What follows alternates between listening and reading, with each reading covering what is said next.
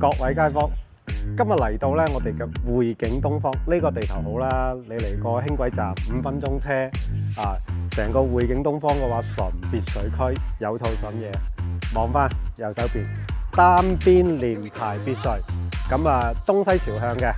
呢一邊係靠住南面，採光非常之 OK。原來嘅建築面積嘅話咧係254個方，喺經過我哋業主嘅不懈努力之下，佢已經有500個方嘅使用面積。咁佢嘅價錢係幾多呢？直接同你報個價啦，348萬。348萬500方嘅一個別墅，你睇翻一樓大規模嘅一個調整啦，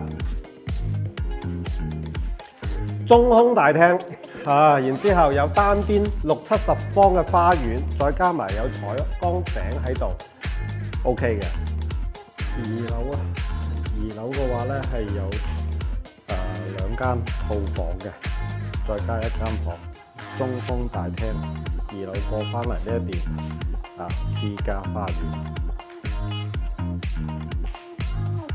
非常之清靜呢一個位。好舒服嘅一個純別墅區嘅單邊連排，東西朝向嘅，景觀嘅話嗰邊望到嘅係雁鳴湖，上到嚟樓頂嘅景觀係數確實真係唔錯。對呢個單位有興趣嘅朋友 L 我啦，一齊過嚟睇睇。